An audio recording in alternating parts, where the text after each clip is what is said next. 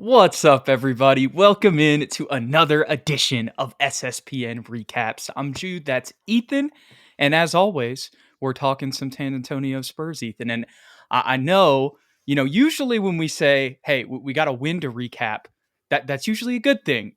Right now, I think people might be a little bit frustrated with that. But to be honest, I don't really think this version of the Spurs could have done anything other than, I guess you could say, play a little worse. But Nikola Jokic was coming off a 60-point triple-double from the night before. There were some other guys. Obviously, Jamal Murray's hurt right now.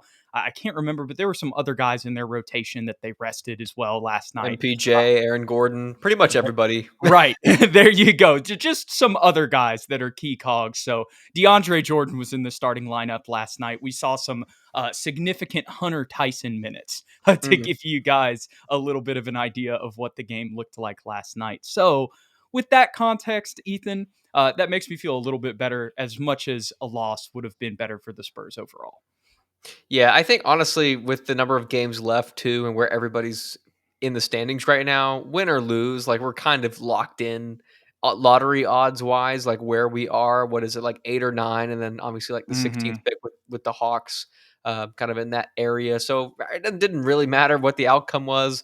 It was kind of a fun game though for me, Jude, watching it because like you got to see some guys that rarely play, like Malachi Branham, like Jordan McLaughlin, and then obviously the Denver Nuggets had a bunch of guys that also never play. So competitive Right. wise, right, the energy was there. It was like a fun game to watch. It was like a 2016 game. You had Russell Westbrook and DeAndre Jordan against Chris Paul and Harrison Barnes. Like those were the headliners for both teams, which is weird to say in 2025. Yeah, you bring up Harrison, 44 points for him over the last 2 days. I know the first game ended up being a loss. He had 8 Yeah. rebounds in this one, but still, I know that's it's circumstantial because of De'Aaron and Wemby being out, but you got to give him some credit. Here's Yeah. another thing that we probably haven't harped on as much this season: a career high 42% from three. And beforehand, Ethan, I was trying to get up this document that that I couldn't get. That I'll be able to pull up my notes here in just a second to give a bigger idea, but I don't want to jump into our next topic too fast. But Harrison is super versatile too, as a 3 or a 4 off the bench or in the starting lineup. So man, with his play this season, I know there's maybe some physicality or like, a defensive possession here or there, or a game that you can point to that maybe frustrated you with Harrison. But I think the context of everything else, as well as just kind of the numbers that I was pointing out as well Hmm. recently, he's just a really solid piece, and I'm glad we have him on contract for another year. And maybe we'll even keep him long term after that. But his contract ending next year also gives us some flexibility as well. Yeah, I've been really pleased with what he's been able to bring to the team for everything that you said. I mean, statistically, he's pretty much the same guy that he was last year with Sacramento, but on less attempts, he's averaging three more percentage points better from the field, and then 4 more percentage points better from three. Like you said, 42%, a career high for him. So I think he just fits better in San Antonio. And like you were saying, maybe some negatives defensively that you could bring up from time to time, and he is an older player. I still wouldn't qualify him in the same breath as Chris Paul, but he is a vet, Mhm. so there is that aspect to it. But I've been very pleased, and I think our pre-season prediction that he would be more than just a little bit better than our guy Chetty Osman from last year as far as impact. I think that is 100% true. 1000% on Yeah. that one. Western Conference Player of the Week. We can't forget that accolade this season. But shout out to Harrison over the past couple games. But to harp on some other things that I wanted to kind of take away from this Spurs Nuggets game late in the season. One, I think it's ironic that for the past 3 years, the Spurs in this kind of same scenario, as much as they have more wins this year than they did the 2 years prior, got a Mhm. win over the Nuggets. I know obviously Jokic was playing in the last two, and other guys that were out in this one. So that makes this one different. But still, I just think it's funny how that's kind of been a trend for the Spurs over the years. And one of the other trends with that is Mamu having a solid game. This may not Mhm. be as crazy as those ones that we remember in the AT&T Center, or it was the AT&T Center, now the Frost Bank Center. But Mamu was 16 and 10 last night on pretty efficient shooting, 100% from the line. But it's not just Mamu. We'll get to Malachi as well because he came in and was on fire. Mhm. Obviously tailed off in the second half, but Mamu and Blake, those were the biggest things that stood out for me in this game off the bench. And I was really interested to see Blake Wesley again. This is just one game, Ethan, but this is him kind of playing the two next to Jordan McLaughlin a little bit more. So I really liked what I saw from him on the efficiency. Obviously, you still get the defense. It's just one game, so we're not going to overblow this too much. But that's kind of been a conversation since he's been drafted. Is he a one? Is he a two? Um, Again, one game under very specific, favorable circumstances. But I liked what I saw from him in the flashes of kind of being a more of an off-ball guard here in this game. He definitely has that in his bag, and I think he would 100% be a 2 if he was consistent from deep. And this was the first game where he was 100% from 3. He hit 3 confident threes. All of them were catch and shoot. His shot looks a lot better now. Will that be the same? Like, will he be Right. 100% moving forward? No. But if he can continue to make improvements in that area, then I think absolutely he can play the 1 or the 2 off the bench for the Spurs next year with meaningful minutes, because we already know what he is defensively. We already know what he is as far as pace of play, getting to the basket, finding other guys open shots. But if he can hit the off-ball jumper, then Blake Wesley's versatility just went through the roof for us.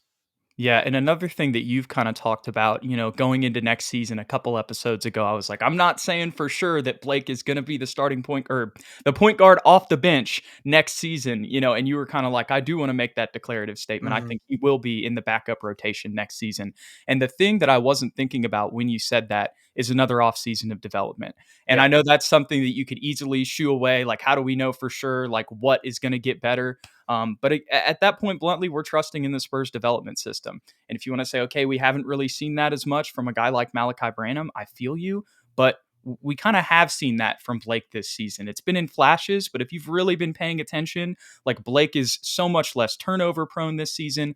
Yes, there are mistakes, and he did have 3 turnovers in this game, Mhm. but it again, not being a primary ball handler, so a little bit of different circumstances, but moreover, just on the overall whole, a much more controlled player with the ball in his hands. And again, I wish I could harp on more specific examples, but it's kind of just been in such little spurts because of the situation this year. Whether it be early in the season with Victor being in the lineup and then De'Aaron coming in, we didn't see him as much there, but there have been injuries here and there. And the bottom line, I say all this to say, there's been some progression from Blake Wesley this season. So that gives me confidence that this offseason we will continue to see that, as he's just a 22-year-old player. Yeah, I'm trying to see how many games are there left in the season. Are we down to single digits here, Jude? Like Like, last couple weeks, what's 42 plus 32? That's 76, right? mhm, Yeah. Yeah, so only 6 games left here. I 6 should just games. maybe Yeah, I we could should just just read pull it. up the schedule. That's kind of an idea instead of trying to do math. Here we go. Regardless, my point was going to be, I hope we give Blake Wesley real significant time in these last 6 games of the year, and I'm talking like he got 21 minutes last night against Mhm. Denver. I want 20 plus for the rest of the season, Jude, because in his first 2 games in April where he is getting 19-ish minutes, he's averaging 9, 4, and 2 on Right. really efficient shooting. Now, is that a fluke? We can only figure that out if we give him a large enough sample size. Yeah, 100%. But when we get into the draft prospects part here in a little bit, I'll pull up this graphic that I have that kind of shows what the Spurs roster looks like going into next season. Mhm. And having somebody else, at whether it's the third string point guard position or the backup point guard position or the third string too, like there are open slots there. So Blake Wesley playing this way, can kind of earn his way into one of those spots, even if it's in a third string position. So him showing versatility adds another argument for getting one of those roster spots, which the ante for those moving forward, is up. It's increased. Yeah, for sure. Any other takeaways from this game last night here, Ethan? No, I guess we did mention Malachi briefly. Came in hot, then kind of tailed off, like you said. But solid performance nonetheless. Is he under contract next year, Jude? I know you had that. So yeah, so he is. We have accepted the team option for him Okay. next season. Um, but he's definitely somebody that I just kind of have my eye on of who could potentially be moved Hmm. going into next year. But he is on contract technically.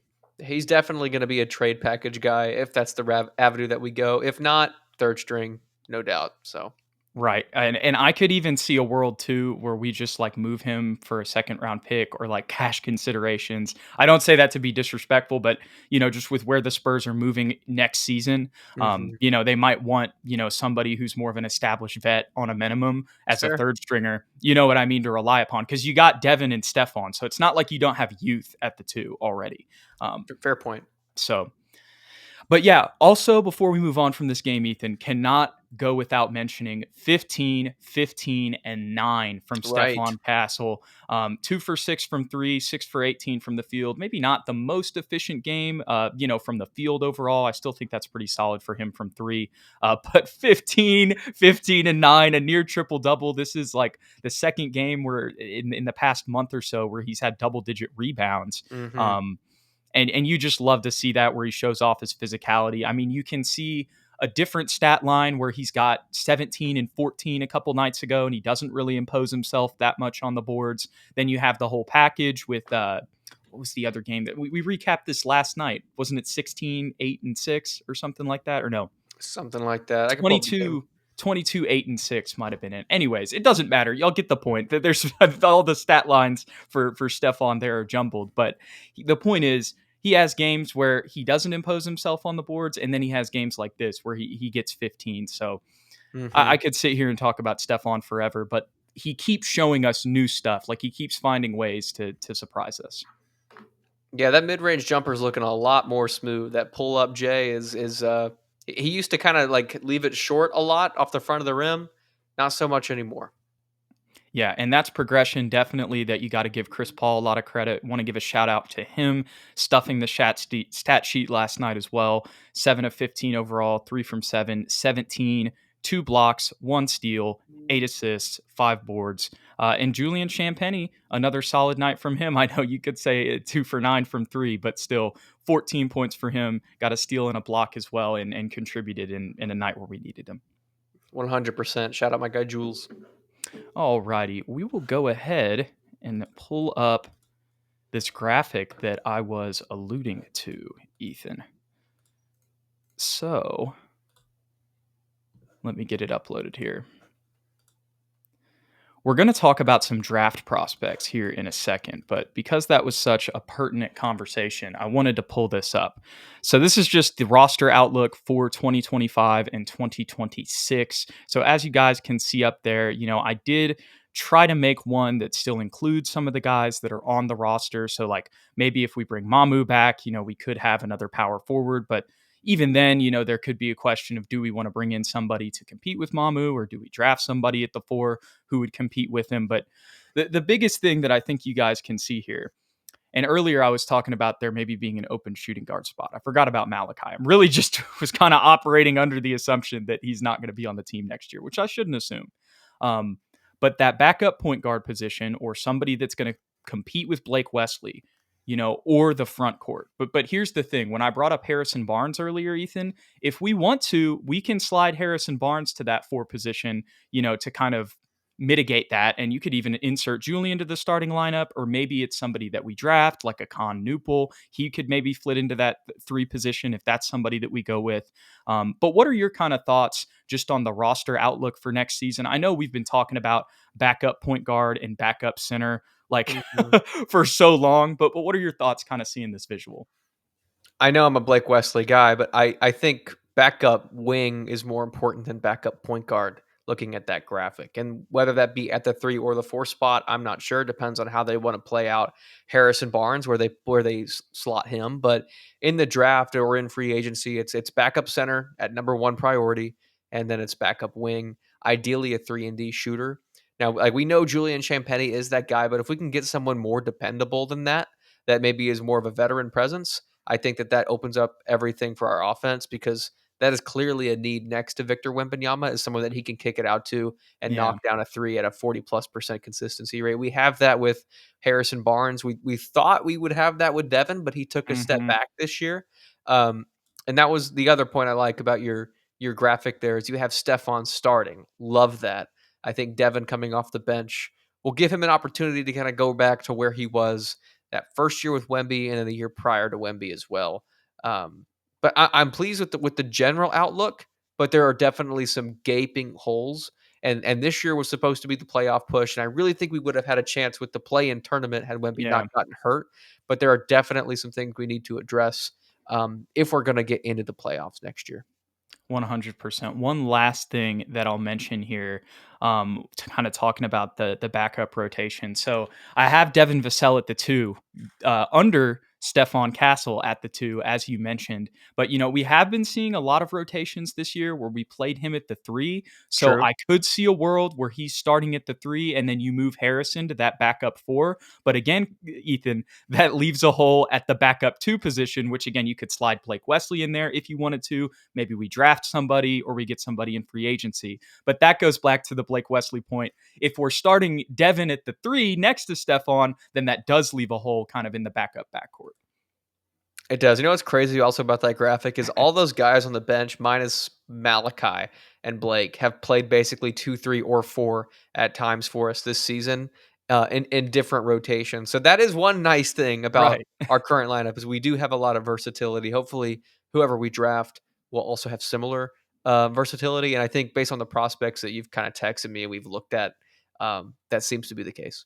Yeah, for sure. And the one last thing I'll say on guys like Blake, Julian, and Mamu, I am 100% for bringing them back as third stringers as well, or somebody to bring along a draft prospect at their position. Because I think what we've seen from them, as much as, like you said, there may be a world where we want to get somebody more consistent because we're on Wemby's timeline now. We got Right. De'Aaron Fox, right?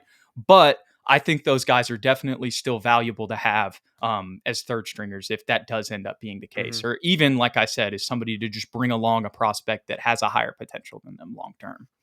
Yeah, and I think continuity is huge, right? Like the chemistry aspect of this and having those guys in that third string rotation would be massive, especially for injury concerns or just resting in general.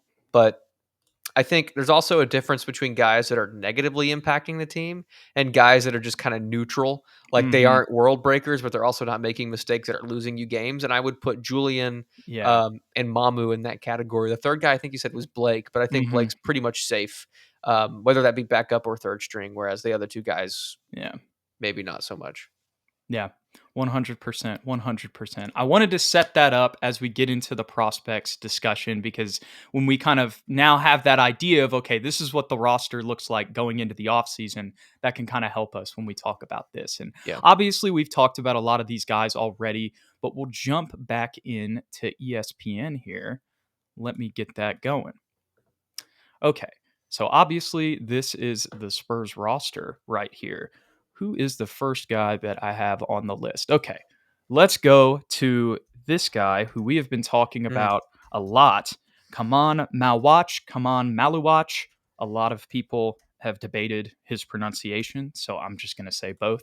Hmm. Um, it seems like he's going up, Ethan, when it comes to his stock in the draft. Like it seems like more and more I've seen a lot of people commenting, not saying, that's the be all end all, but not just in our comments, but in other places. I've seen him rising on draft boards, but a lot of people have been saying he's not going to get out of the top six. That goes back to a discussion we had a long time ago where I said, if we really want to get this guy, maybe we might have to trade up. But I saw some people then in the comments, do we want to trade both of our picks just to get a backup center? I think that's a fair question as well. But regardless, here is how he's been doing in March Madness. So we got the first game against Mount St. Mary's, only played 15 minutes because they beat him 93-49. But in those 15 minutes, had 11, 5, and 2 on efficient shooting, 100% shooting, even threw a three in there as well that he made. That's not something that he does a ton, but has shown some flashes of it as if we go down here again. Not something that is game, but not something that, where he's just 0% either. But then we have the Baylor game here, 8, 5, and 2 in that one. Nothing crazy, but definitely a solid game. 13, 6, and 4 against Arizona on efficient shooting again. And then 14, 9, 1, 2, and a steal as well there at the end against Alabama. All solid games from Khaman Maluach. And the things that impressed me the most is I feel like his best game there is against Alabama, which is the Mhm. best team they played. No, I mean, obviously, on paper, he looks great, right? He's everything that we've been wanting. He's the 7'2" physical presence, and he's performing well in March Madness. Everybody loves him. I think it's getting. I don't know if we're 8 or 9. I really don't think we're going to have a chance to draft him, Yeah. Jude, which is why the lottery is so important. And it is possible for us to move up, right? Like you never Mhm. really know. But if he is available, I'll leave it this way. If he's available, I think he's absolutely the pick that we need to go with. Yeah, it's one of those things where if you see that, you sprint to the, not the The lottery, podium. the podium. There you go. Yeah, for sure.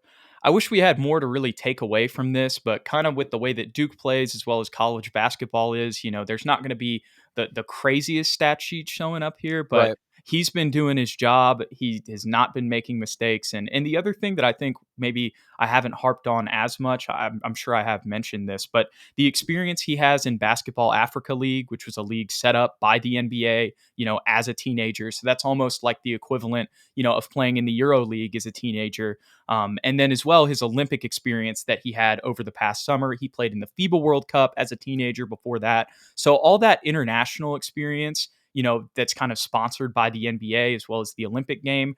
On top of that, being combined with playing a year at Duke to kind of learn the American game, playing next to Cooper Flag. He knows what it's like to play next to a top tier star.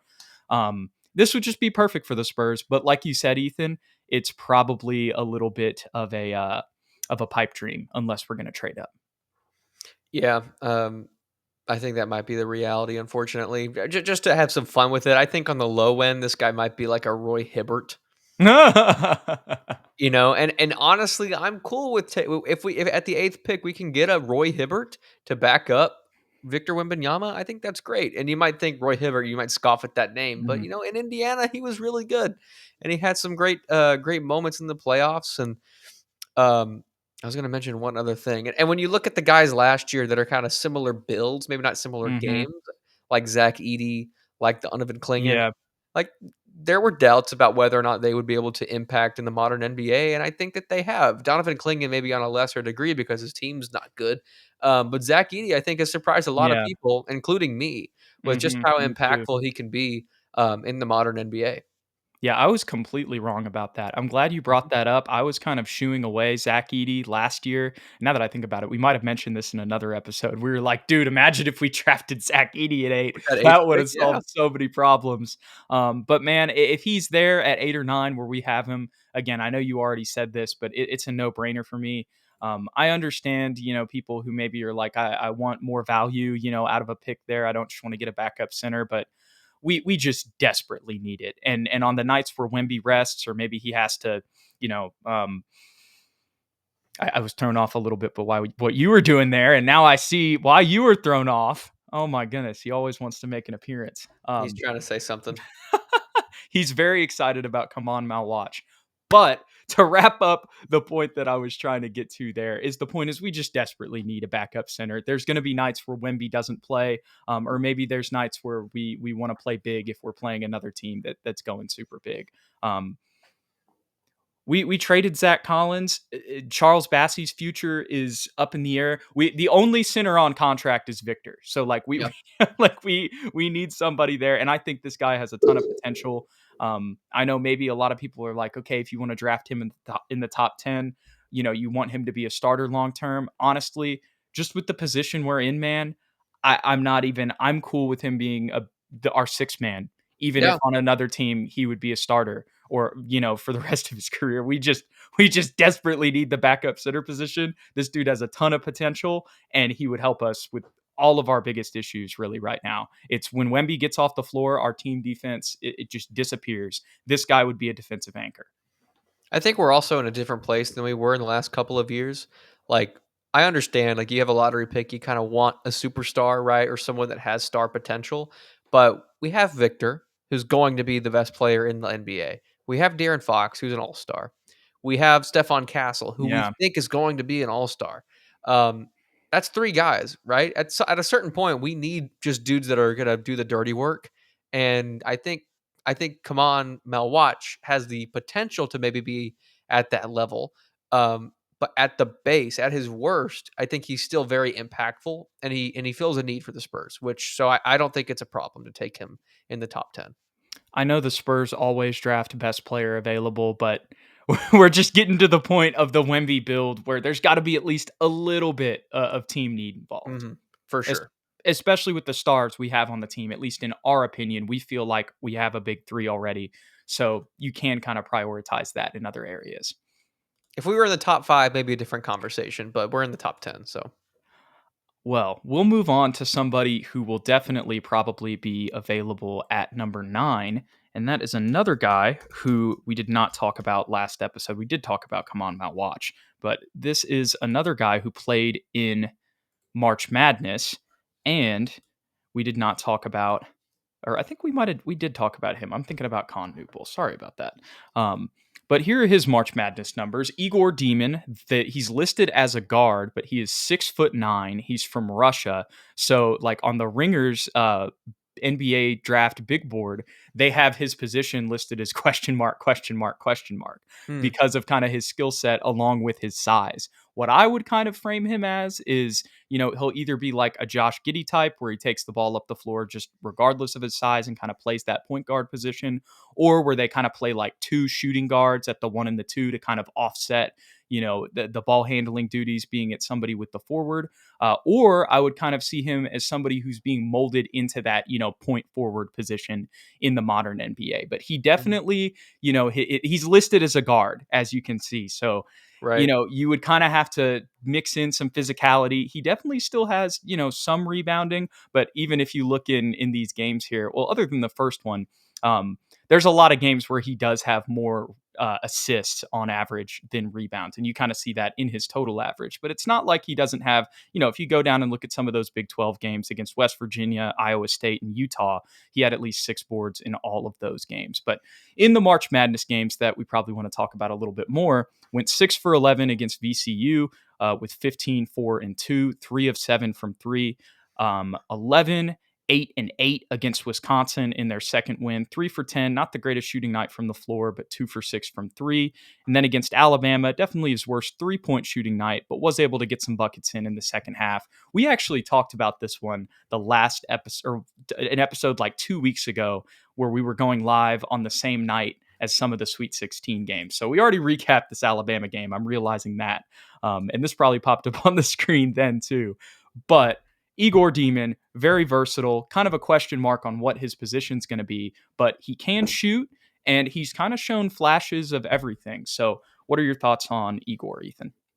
I'm not that high on him, to be honest, Jude, and I think it's because, like, where we are as a Hmm. team, like, maybe this is a guy if you're really tanking and you just need someone that has really high upside, a lot of versatility that you can build, like a prospect type guy, totally fine with that. And what's gonna be funny is in 4 years when he's a demigod, people are gonna pull this clip. But I think for the next couple of years, he wouldn't be that impactful on the actual rotation. And we already have guys with guard skills that can pass but can't really shoot. Like I'm thinking Jeremy Sohan, we have Hmm. Blake Wesley. Um, I like his versatility, but I just don't think it's a fit right now. That's a very fair point. That's not something that I had thought of really. Just with him being a developmental prospect, I was just kind of intrigued with, his height, shooting ability, as well as the guard skills, and then, being able to put on weight over time. But is that something the Spurs want to take on right now? Probably not, honestly. Mm. Um, Half his but shots are threes, and he makes 27% of them. that's what I was about to look at. Yeah. So there you go. There is a good point there. Definitely. And There. 3 turnovers a game. Mhm. But I definitely think he shows a lot of flashes with those skills, and that's why people kind of have him ranked, within the lottery. But he's an upside pick for sure. In the games that I've seen, I think there definitely is kind of hope for his shot long term, but the percentage is a good point. Like it needs to get more consistent. But we'll wrap it up with Igor there. The next person that we'll go to is a team that made it to the Elite Eight, I believe. Ah, yes. Danny Wolf from Michigan. They did not make it to the Elite Eight. I thought that the the Texas A&M win Mm-mm. was in the Sweet 16. But 20-6 from him against Auburn, against Johnny Broome, another top tier center. Danny Wolf's a little bit higher ranked whenever it comes to draft prospect stuff. But still a solid matchup for him against another NBA prospect. Had 14-9 against A&M with 3 blocks, 4 assists as well, and then 9-11 against UC San Diego. Didn't have the greatest shooting night there, but averages 13-10 on the season overall. We'll go back here to this game against Derik Queen, had 21-14 in that one. And as you scroll down here, you can see a lot of double doubles. 7 foot, 250. Really just kind of in the mold of what we need as a backup center again, Ethan. Yeah, I mean, he's a little bit different than Khaman, obviously. Maybe less upside. He's obviously older, but he can shoot, man. He can put the ball on the floor at 7 feet tall, but he's also getting close to 10 rebounds a game. I really do like this guy. And what scares me is I don't know exactly where he's slotted, but I think most people might consider it a reach at 8 or 9, right? But I do think that he would be impactful pretty much as soon as he stepped foot on the floor, because he is physical. He can get to the rim. He has a nice ball handle skill, and I think he's a high IQ player. And he's not exactly a rim runner or a high flyer. He's not going to be catching lobs Mhm. necessarily, but I do think he's a real solid piece that would play for us immediately. Yeah, in most of the big boards that I've seen in mock drafts that I've done, Ethan, he would be available even with the Hawks pick. Then if he's there, then I think we leap at it. Yeah, and in a lot of places where I've seen him, he's kind of ranked in the 20s. So again, it depends on what we do with that pick. There's a little bit of pause. I wonder if we're going to use both just because of what we did last year. Fair.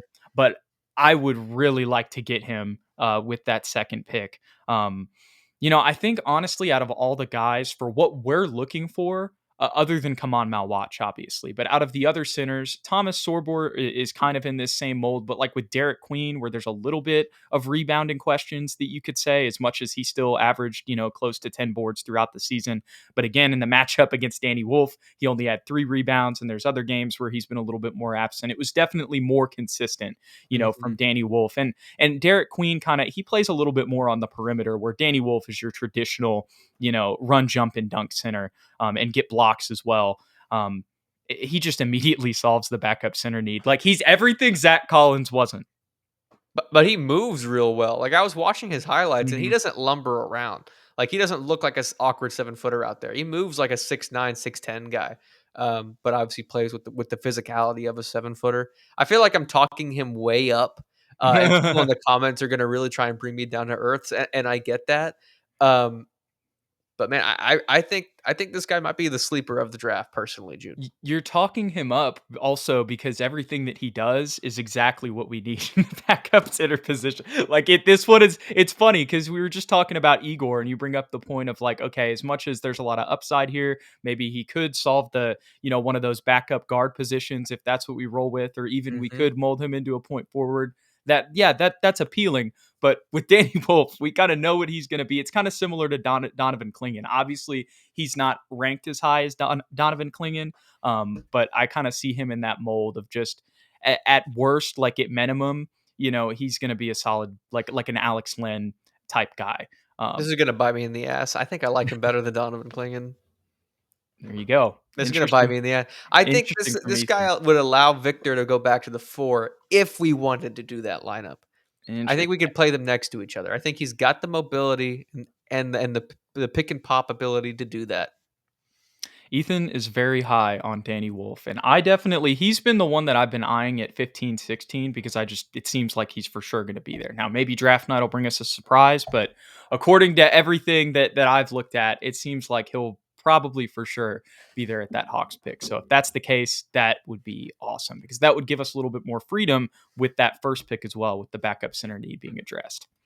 I don't wanna bang my drum too hard, Jude, but who called Alperen Şengün That's a back in good the day? point. That's a That's good point. that's that's my biggest rose. I'm never gonna let that go. Oh my goodness. We'll move on to the counterpart at the center position that would also solve the backup center need in Derik Queen from the Maryland Terrapins. The other thing that I forgot about Derik Queen, Ethan, is he did go to Monteverdi academy. So Oh, obviously we know a lot of all-stars and just NBA players have came from there. That's where Cooper Flagg played.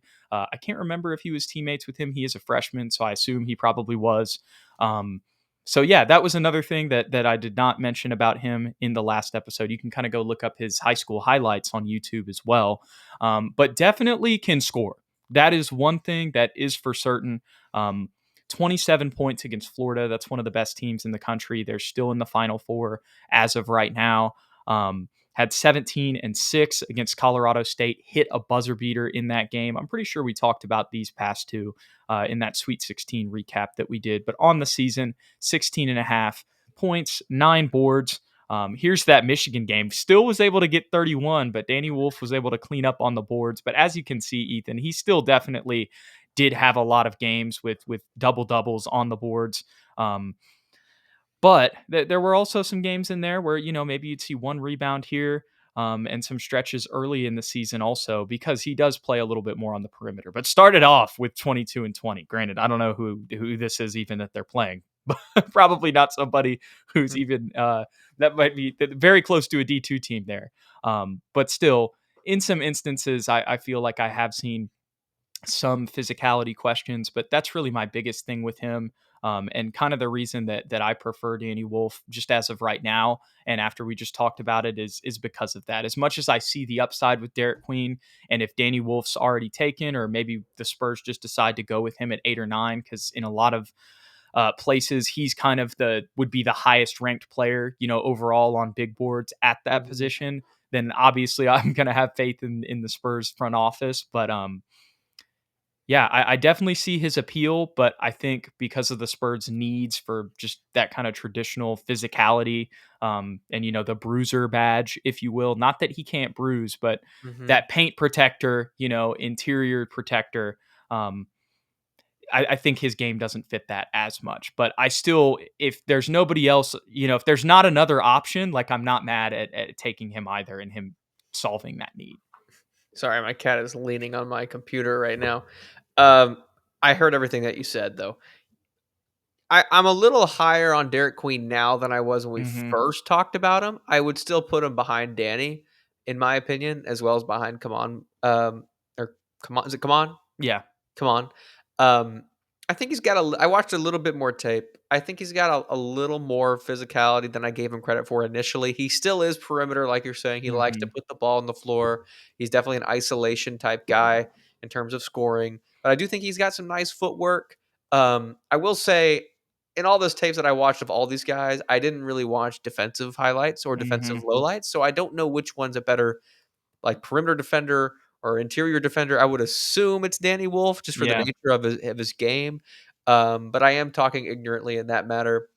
If it came down to it and he was available at 16, I don't think he would be though. Oh no. Um, yeah, at 8 or 9, if Khaman Maluach is not there and Derik Queen is, I think I'd rather go toward the wing position personally, Me and too. then pray that my guy Danny is available at the second pick. Yeah. And again, I mean, knock on wood, dude, but I really think Danny Wolf's going to be available at 15, 16. We'll probably have people saying that that's a reach to go for him there, as once again, Winky must be thrown out of the video. This is Yeah. two times this week, man. He's just a little obstreperous today. But I'm with you. I think I would rather go with the wing, if he's there. But again, I'm if the Spurs go with him at 8 or 9, like I'm gonna be like, okay, whatever my personal criticism is, Right. I'm gonna trust in the Spurs front office, and they see that he's gonna address this need. Um, so yeah, that's kind of my take on Derek. Again, wasn't trying to even talk about him necessarily in a negative light, because I think He's really every good. yeah, like he has a lot of positives as a player. It just gets back to what we were talking about a second ago. Like the Spurs kind of have to look more toward need now at this point, and I just think Danny Wolf fits better than Derek does. Agreed. But if that is the case, Ethan, and there is a wing available, one that could for sure be there, unless he's picked like 1 or 2 picks before us, because I think that's probably the highest he would go, is Kon Knueppel. We haven't Mhm. talked as much about him, but this kind of ties into why I brought up that Harrison Barnes point. Harrison Barnes can slide in to that backup 4 position, and Mhm. Kon if we want to start him, we can do that. Jeremy Sohan started. He was the ninth pick.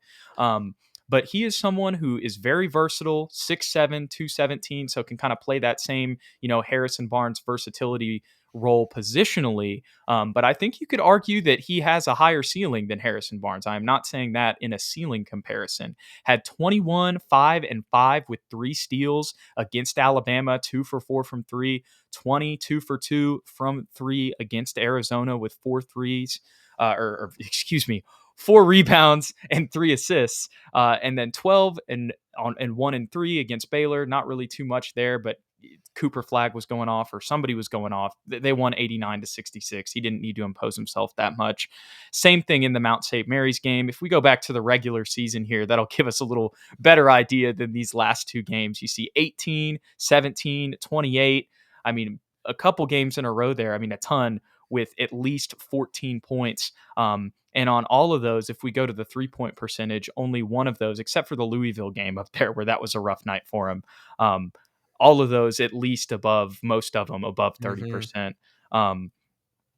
So definitely a 3-and-D guy, but he can put the ball on the floor as well, man. I saw him have a tough dribble move, I believe in the Arizona game, where he kind of had, I'm forgetting the name of it, but it was like a one hand where you kind of, again, I'm not, my terminology is leaving my head here, but it was kind of a one hand crossover, not AI. Again, I'm In going and to out, in and Sham out. God. There we go. There we go. In and out. Thank you so much there.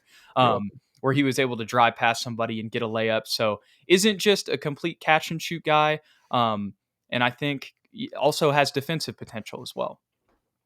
Yeah, I see that he had 3 steals against Alabama. That's pretty great. He averaged a steal a game on the season, so not a slouch defensively. Again, didn't watch any defensive tape, so I don't want to speak too highly or too lowly of anybody's defense. But I do really like what this guy could bring to the team. I think immediately, like you said, 3-and-D, or maybe just 3.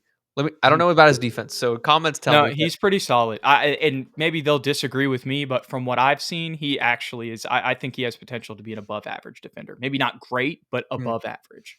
okay, well, at minimum, coming into the league, 3-and-D guy immediately fills the gap at that 3 spot as a backup 3, or even a starting 3 if we want to move Harrison Barnes, like you said, to the 4 spot, and continue to let Keldon be the 6th man at that position.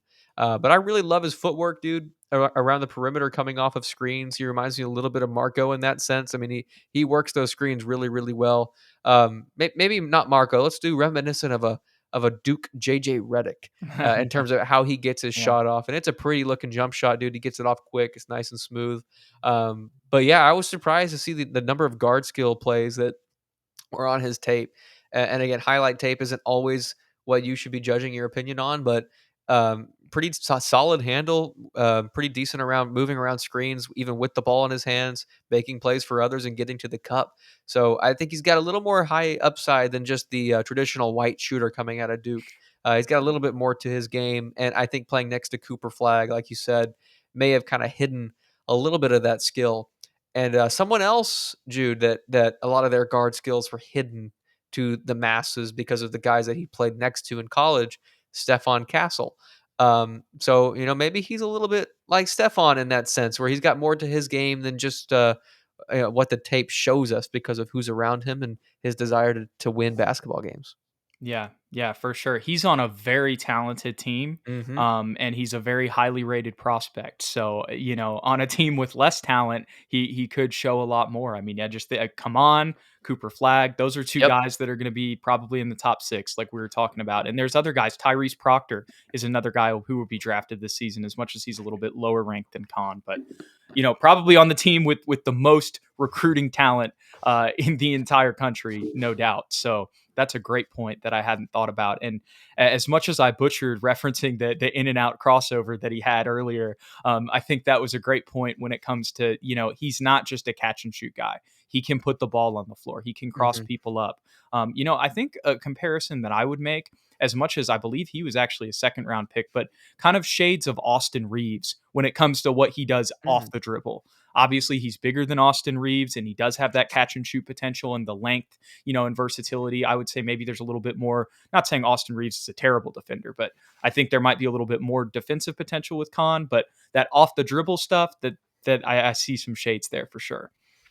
I'm gonna take your Austin Reeves comp and I'm gonna blend it a little bit, with a young, a lot of people remember the old version, but I'm talking about the young version of, what's his name? No, I'm gonna blank. No, Jude, I'm blanking. Help me. The Uh, Chicago Bulls, 1990, 6, 7 and 8 championship run. it's not Kukoc, right? Yeah, Kukoc. Oh, there we go. He got a little bit of Let's Tony go. Kukoc in his game. Not to just compare him to white guys. I wish I could. No, but I see that. You know what I'm saying? He's got a Yeah, little more skill, like a Tony Kukoc, but with that same off-ball movement they as an both Austin Reeves. they both wore number 7 too, so there you go. Maybe that's what's getting me. It's that number 7 and that white body. Yeah, but we haven't talked. I like the end there. Yeah. No, but going back to Khan, man, we haven't really talked about him that much, and he's somebody who realistically, like, we really could pick. And when we talk about that need of just needing somebody that Wemby can kick it out to and he can knock it down, Khan is somebody who can come in and immediately do that, and then long term, has potential to grow as well. Mhm. 100%. What we need to do is get our boy in here that called Stefan Castle. Oh yeah. We're we gonna see what he definitely thinks. we definitely need to talk to Lou this offseason. We'll definitely set that up at some point. One more prospect here as we get to the end of the episode, Ethan. Asa Newell is another name that could definitely be in our draft range. And he is somebody who I think, he's a front court guy for sure at 6'11. And there's definitely been questions about his shooting. Let me go ahead and go to his stats here so I can see his full on shooting stats on the season. So, yeah, at 29%, what are the season totals here? Yeah, 26 of 89 threes that he took. So, again, not something where it's just, not going to go in if you leave him open, but not something that you can rely on at all at this point. Maybe there's some hope with what Stefan Castle did that can be developed. But Mhm. the reason I bring up this conversation is, this kind of ties into, is he going to play center or is he going to play the 4? I think regardless, next season, he would slide into one of those positions. And I think I mentioned this in one of the other episodes. I think he could immediately come in and play that Dom Barlow role that we saw, which Mm. I think would kind of solve the backup center problem, or put a band-aid on it. I'm not going to say it's perfect, but it would at least be competent at that point. And he is a little bit bigger than Don Barlow, at least in height. Obviously, the reason that he's kind of looked at as more of a 4 is because he's a little bit more of a slender guy. And that's kind of what I would prefer to see him long term. Like, I wouldn't even mind bringing him in as the backup 4 next season. And even, like, say we draft him at 8, right? That's what it works out. He's the best player available. And then we get Danny Wolf at 15, 16. Like, I'm totally good with that. I know people might have questions about shooting at that point, but I'm not mad at him being a 4 because I just think the front court off the bench needs to be addressed so much. And I think that was kind of shown in the graphic that I put up before we even got into these guys. Yeah, I'd be fine with that too. I still think, and this is just at this point, it becomes personal taste. I like the other guys that we've mentioned more than Asa. Um, but he would be the 8 or 9 pick, right, Jude? Hmm. Yeah, I do like his upside. I love the size. I think he would be a 4 long term, but could he play center? Maybe in some spot minutes. I think he's probably the same size, if not slightly bigger than Zach Collins. So, it would be maybe more physical than Zach Collins would be. He's the guy I've watched the least amount Okay. of tape on, Jude. I'm going to be completely honest. But from what I did see, I think he might be less skilled than the other guys that we're talking about. But if he's not gonna be a sheer dominant physical force, then I don't know if it's worth the pick. I see what you're saying there. What I will say, the counterpoint that I will say to that, like, the reason why I get where you're coming from on the skill point is because you're not seeing a bunch of crossovers from him. Like I said, I made the Don Barlow comparison because there kind of Mhm. is, some parallels in their Right, game and just play style. Obviously, Asa has a much higher ceiling. I'm not trying to compare him to Don Barlow, but just right. in the way that they play in their physical frame. Um, but man, the SEC this year, I mean, I think what we got: Auburn, Yeah. Florida, Houston, and then what's the other? And then Duke. So the SEC's making up half of the Final Four. It was even more of the Sweet 16 and the Elite Eight. The bigger point I'm getting at, the SEC was insane this year basketball wise, and that's Mhm. what he played in. And if you look down kind of on that game log, you can see him being a consistent, score and one of the best players in one of the best conferences. I'm not even just trying to be an SEC homer. Like, this is historically one of the best SEC basketball seasons that have happened in a long time. And a lot of that's because of the additions of OU and Texas and stuff like that. But anyways, I'm getting too deep in the weeds there. The point Mm. is, Asa performed really well in a very high level conference, probably, the best conference in college basketball. So you got to give him some credit there. But I do see your point. Here's what I'll say to give my opinion. I would rather take Asa than Derik Queen. Really? That's my personal opinion. And I just think at that point, me personally, I know we can get Danny Wolf, later in the draft. Mhm. Um, and I don't know if that's what the Spurs plan would be, but again, if we're playing Jude as the GM, that's what I'm like, okay, I know we can still address that backup center spot later. I think he's got the highest value. And again, I don't think, we're splitting hairs here. It's very minimal between him and Derik Queen. They're both kind of slated at 8 and 9, like right next to each other on the big boards. But Right. me personally, I do like him a little bit more than Derik Queen, just because of his performance in the conference this year. And in Georgia also, like this, he was their highest rated recruit that they've gotten in a long time. Georgia basketball has not been relevant. This is the most relevant I've seen them in a long time. I may just be ignorant to whatever their record was last year, and maybe that's how they were able to get him. But it Mhm. could have been NIL too. But again, very deep in the weeds. But that's another note about him. He kind of brought them to relevance, brought them to the tournament for the first time in a very long time. I do know that. Hmm. Hey, man, I trust your opinion, Jude.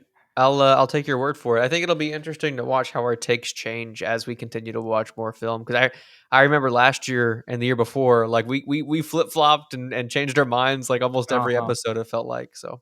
No, 100%. I don't think I even ever ranked, or maybe by the end of it, we might have had Stefan as our number one choice, but definitely at the beginning, I had him as like 4 or 5 below Reed Shepherd and Rod Dillingham. And I look at Yeah, myself and I'm just like, face plant, man, face palm. I think I moved up on him just before you did. You were holding out for Reed for a long time. Probably because of the shooting. Yeah, And now the shooting's not even an issue. right. Exactly.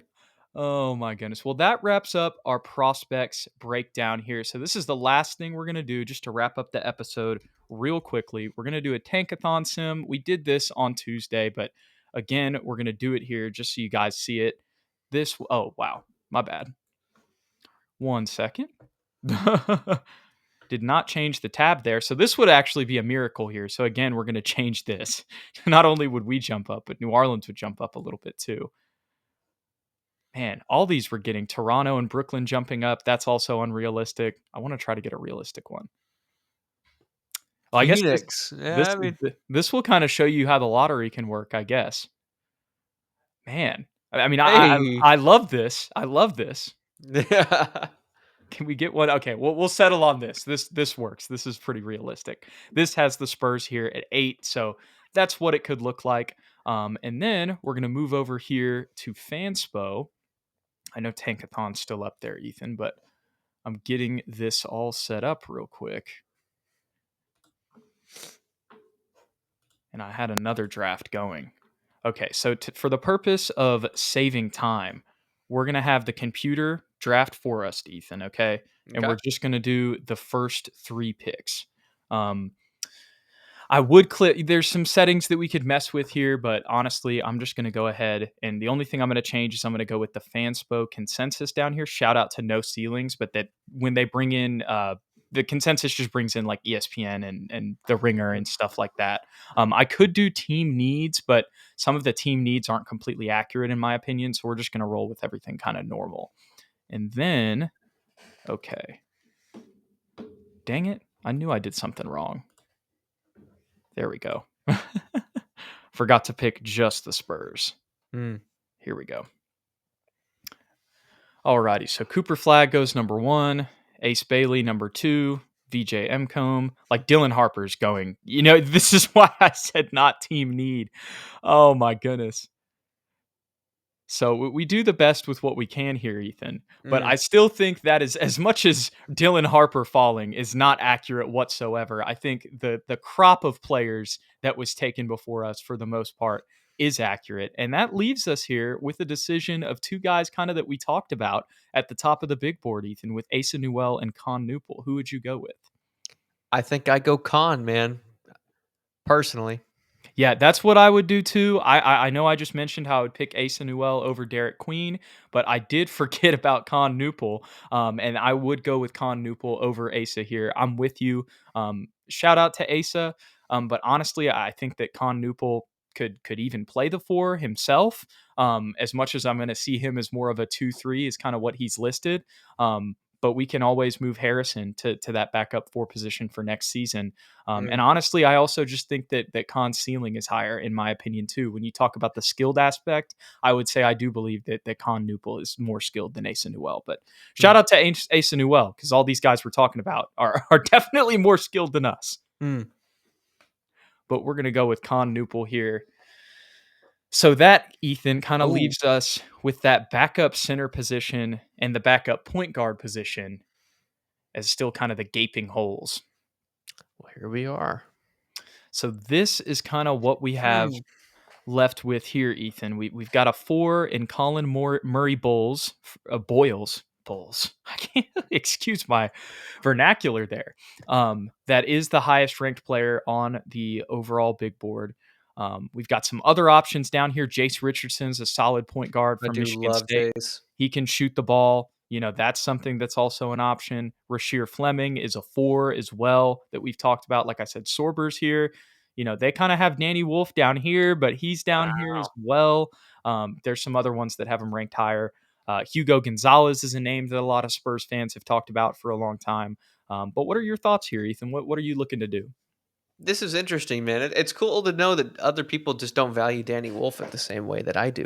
Hmm. If he really is that undervalued, where we could get him in the 20s, even closer to 30, We'll maybe see. we consider trading back. I don't know. Like time will tell, and we'll see how things shake up. I do like Jace Richardson here. That would give Blake some competition and maybe even higher upside at that point guard position down the line. Thomas Sorber's also a really good guy. Like we didn't really talk about him, but he's also a center that we could explore. If the ether thinks that he has higher potential than my guy Danny Wolf, then I guess we have to accept it, Jude. Um, but I like Danny Wolf personally. Hmm. You want to go with him here? I'm not saying that. What do you think? Would you reach that far, or I would you try think and pick one of these I other think guys? for me in this scenario, I think what I would do is go with Jace Richardson. I think Mm. like when I look on here, that he's the highest guy on my personal big board. Out of Sorber, these guys, yeah, yeah, Sorber, I'm not mad at.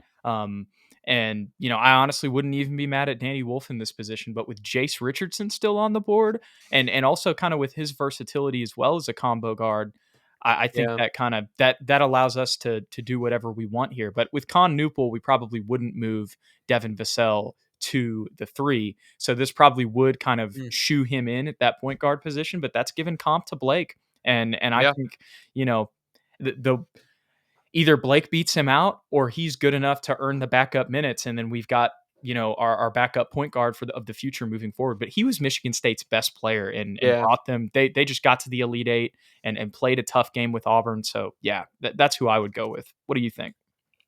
I think I'd have to agree with you. You've convinced me. And I also forgot, like, let's talk. Like, don't even think about competition for Blake. Like, if Devin Vassell in the next year doesn't recover from this season, we're going to need a guy to score off the bench. And then Malachi Branham has shown us that he's not our future six man of the year. Jace Richardson is that mold of 6'3" combo guard that can get a bucket, Hmm. like his dad. So maybe that's the long term solution off the bench as far as a guy that can go get you a basket. Yeah, 100%. 100%. That's who I want to go with here. So this will bring us to the second round. And here's the thing, Ethan, we could have the perfect draft here. If Johnny Broom falls to us at 39, let's see. We could easily go with him and he could immediately come in and be the backup center. Come I on, I'm Danny not Wolf. Oh, he went to 21 of the Heat. Ah, and they wouldn't even pick him. They've got Khalil Ware and Bam yeah. Adebayo.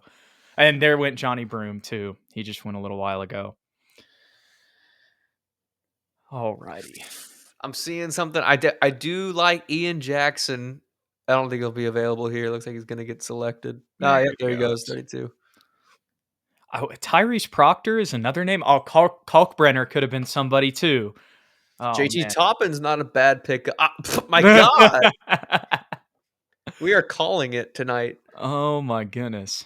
Okay. Rocco Rocco. Zakarsky, is that the obvious? I don't even know who he is. Let's take him. You know He's what? exactly the same size This as, is come on. this is Jock Landale. Is that who that is? No, that's always just from Australia. There's a French center right next to him, Ethan. We got we got a couple French guys here. Oh man. I've heard some good things about my guy Dink Pate. I Yeah. honestly don't know him though. Okay, do you remember we've talked about Dink Pate before because he was on Have G we? League. Yeah, he was on G League Ignite, dude. And last year, he was actually or the year before last year. So, man, I'm trying to figure out where we're at. We're in 2025. Last year was 2024. So yeah, 2023. Um, and it would have been the 2022-2023 season, if that makes sense. So in the fall of 2022, he was signed to G League Ignite on a 2-year contract when their long-term plans were that Mm, they were, going to exist. And then when they faltered after last season, anyways, he didn't have the type of progression that they thought. Like he was originally supposed to be like a top 10 pick, mhm, in this draft. And it was going to be, he was going to be the next Scoot Henderson, Jalen Green, type guy. Um, but his development didn't go the way that they thought it would, kind of because of everything that was going on with Ignite. And then because he was on that contract, he had to play. They transferred him to the Mexico City team because they had, had promised him to pay him money, but the team that he was going to play for had dissolved. So, mm. anyways, you know how I felt about G League Ignite and the G League, I Ethan. do. So I know all this lore. I actually do think he'd be a high value pick here. But honestly, I forget when, Ethan. This must have been a while ago when I was looking into the draft. I actually have seen stuff about Rocco Zakarsky, and I'm pretty sure I've watched this video. He played in the NBL. There's definitely some things to work on. Will he translate? Not sure, but it kind of is similar to that Jock Landale mold. He's just a lot younger, but he does kind of play exactly that same role that the Spurs are looking for right now. I think unfortunately that's who we should take. Not unfortunately. That's who we should take considering who we took in the first round. Hmm. But I do like Dink Pate. I do like Drake Powell. Uh, yeah, I mean those are the two guys that I know. Everybody else I'm really not familiar with. I was gonna say, to be honest, neither am I. I was gonna say Drake Powell and Dink Pate are the only two other names that I know, and other than Dink Pate, Drake Powell was the only one that I would consider there. So I'm gonna go with Rocco Zakarsky here, and he can immediately come in and be that backup center, maybe, or at least he can be the center of the Well, future. And we can sign somebody. We could have some depth, somebody that's over 7 foot tall that we can develop the at future the G point League guard position. MVP is who we just drafted, Jude, let's be honest. Exactly. We'll go ahead and wrap up the episode there, Ethan. We appreciate you guys hanging out with us today. I know you guys have been fiending for draft content, so we stayed here for an hour with you guys to do it. We appreciate y'all. I'm sure there will be more mock drafts and more draft talk and more changes in perspective, like you mentioned, Ethan. So if you enjoyed that, go ahead. No, I'm sorry, I was pointing at Winky. Oh, I thought you were pointing because you had something No, to no, say. no, no, Don't sorry. forget to hit that like and that subscribe button below. Follow us on Twitter or X, whatever you want to call it, at SSPN on YT, at Jude McLaren, and at Ethan_Quintero. Leave a like for Winky. Leave a like for Danny Wolf. We'll catch y'all in the next one.